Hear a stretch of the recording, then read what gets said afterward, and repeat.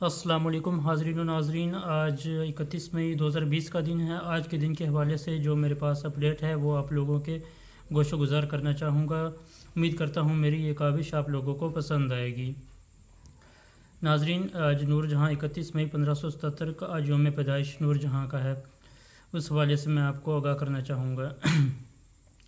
آج کے افغانستان کے ایک معزز ایرانی گھرانے میں پیدا ہوئیں، جنہوں نے صفوی دور میں بڑھتی ہوئی عدم رواداری کے نتیجے میں اپنا ملک چھوڑ کر زیادہ روادار مغل سلطنت میں پناہ لینے کا فیصلہ کیا۔ اپنے والدین کے ملک اور اپنے نئے وطن کی مخلوط روایت میں پروان چڑھنے والی نور جہاں کے پہلے مغل حکومت کے ایک اہلکار شیر افغن سے سن 1594 میں شادی ہوئی۔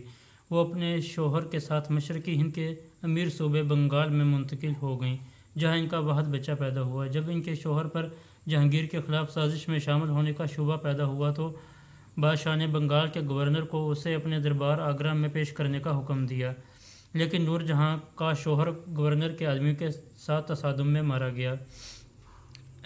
بیوہ نور جہاں کو جہانگیر کے حرم میں پناہ ملی، جہاں دوسری خواتین نے ان پر اعتماد کرنا شروع کیا اور ان کی تعریف شروع کر دی۔ نور جہاں نے جہانگیر سے 1611 میں شادی کی۔ وہ اس کی 20ویں اور آخری بیوی ثابت ہوئیں۔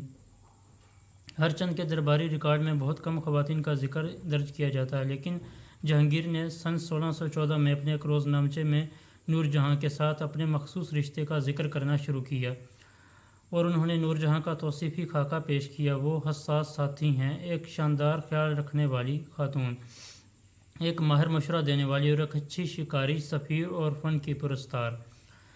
بہت سے تاریخ دانوں کا خیال ہے کہ جہانگیر شراب کی مریضانہ لت کا شکار تھا۔ جیسے حکومت پر توجہ دینے کی طاقت نہیں تھی، اس لیے اس نے اپنی حکومت کی عنان نور جہاں کے ہاتھوں میں سونپ دی، لیکن اس میں مکمل صداقت نہیں ہے۔ شادی کے فوراً بعد نور جہاں نے اپنے ایک ملازم کے زمین کے تحفظ کے لیے ایک شاہی فرمان جاری کیا۔ اس فرمان میں نور جہاں بادشاہ بیگم لکھا تھا۔ یہ ان کی مطلق عنانی ان کے اختیارات میں ترقی کی علامت تھا۔ سن 1617 میں سونے اور چاندی کے سکوں پر جہانگیر کے نام کے ساتھ ان کا نام بھی کندہ ہونے لگا۔ دربار کے واقعہ میں نویس، غیر ملکی سفیر، تجارت درباری بھی ان کی اہمیت کو محسوس کرنے لگے۔ ایک درباری نے واقعہ بیان کرتے ہوئے کس طرح انہوں نے مردوں کے لیے مخصوص شاہی بالا خانے پر آ کر لوگوں کو حیران کر دیا، یہ ان کی اکھم عدولی کی واحد مثال نہیں۔ شکار کرنا ہو، شاہی فرمان اور اس کے سکے جاری کرنا ہو، سرکاری عمارت کا ڈیزائن کرنا ہو، غریب خواتین کی امداد کے کام کرنے ہوں، پسماندوں کے لیے آواز اٹھانا ہو، نور جہاں نے ایسی زندگی گزاری جو اس وقت کی خواتین کے لیے غیر معمولی تھی۔ ملکہ نور جہاں، جن کا زمانے میں سکہ چلتا تھا، محمود الحسن قندھار میں آنکھ کھولنے والی مہر النساء، لاہور میں نور جہاں بن کر آسودہ خاک ہوئیں۔ لاہور سے انہیں بڑی محبت تھی۔ نون میم راشد لکھتے ہیں کہ نور جہاں واحد عورت تھی جو جہانگیر کے دربار میں اپنی برخستگی اور حاضر دماغی کی وجہ سے کئی شہروں پر سبقت لے جاتی۔ ایک دفعہ کسی بات سے ناراض ہو کر شہنشاہ نے زہریلی نظروں سے نور جہاں کی طرف دیکھا۔ اس نے بادشاہ کے غصے کو موم کرنے کے لیے کہا، ہم نازک ہیں، ہم میں یہ تلخ و ترش برداشت کرنے کا حوصلہ نہیں۔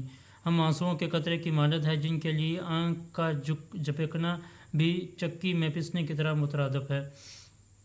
نور جہاں اور جہانگیر کے درمیان اکثر و بیشتر حضر جوابی کا تبادلہ ہوتا رہتا تھا۔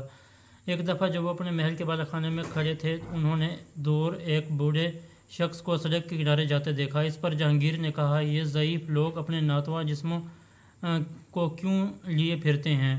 نور جہاں نے فوراً جواب دیا، یہ اپنی جوانی کے دنوں میں اس خاک کی تلاش کرتے ہیں۔ نور جہاں کو لاہور سے بڑی محبت تھی، جس کا اظہار انہوں نے اپنے شعروں میں بھی کیا۔ ایک موقع پر شہنشاہ اور اس کی محبوب ملکہ درباری شہروں کے ہمراہ ایک ادبی محفل میں بیٹھے تھے۔ نور جہاں نے محفل کی مسلسل خاموشی سے تنگ آ کر جھروکے سے باہر کی طرف جھانکا۔ اس پر جہانگیر نے اس کی طرف دیکھا اور بے قراری سے کہا، اپنے چہرے کا رخ میرے علاوہ کسی دوسری طرف نہ کیجیے، کیونکہ آپ کے بغیر ایک لمحے کے لیے بھی زندہ نہیں رہ سکتا۔ آپ کے ایک دل کا توڑنا ہزاروں کے قتل کے مترادف ہے۔ نور جہاں نے بے خواستہ جواب دیا، میں آپ کی طرف سے کیسے منہ موڑ سکتی ہوں؟ آپ تو میرے ارادوں اور خوابوں کی عبادت گاہ ہیں، اور عبادت گاہ سے منہ موڑنا بھی ہزاروں کے قتل کے مترادف ہے۔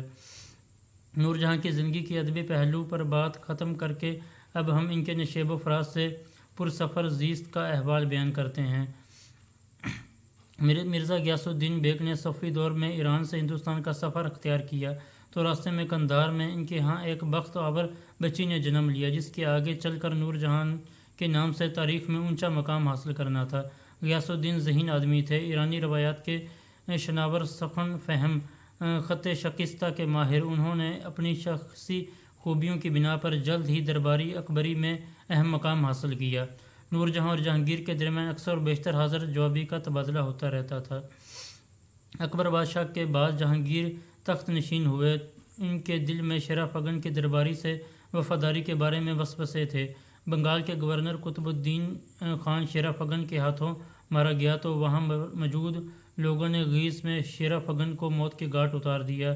اس کے مرنے پر جہانگیر نے کہا، امید ہے جہنم ہی اس بدبخت اور روسیہ کا دائمی ٹھکانہ ہوگا۔ نور جہاں نے حسن و عمل اور لیاقت سے جہانگیر بادشاہ کا دل مٹھی میں کر لیا اور کسی کے سامنے اس کا چراغ نہ جلتا۔ ضلع سبحانی نے پہلے ان کا نام نور محل رکھا، کچھ عرصہ بعد نور جہاں بیگم کا خطاب عطا کیا۔ نور جہاں نے حسن عمل اور لیاقت سے بادشاہ کا دل مٹھی میں کر لیا۔ ناظرین، محبت خان نے جہانگیر کو قید کیا تو شوہر کو مصیبت سے نجات دلانے کے لیے وہ میدان عمل میں اتریں اور شوہر کو رہا کروا کر دم لیا۔ بادشاہ کے ملکہ پر اعتماد کا یہ عالم تھا کہ وہ کہا کرتے تھے، میں ایک سیر شراب اور آدھے سیر گوشت کے سوا کچھ نہیں چاہتا۔ جہانگیر کو شکار کا بہت شوق تھا۔ نور جہاں کی شوہر پر جان چھلکتی تھی، وہ بیمار ہوا تو اس کی تیمارداری میں کوئی کسر نہ اٹھا رکھتی۔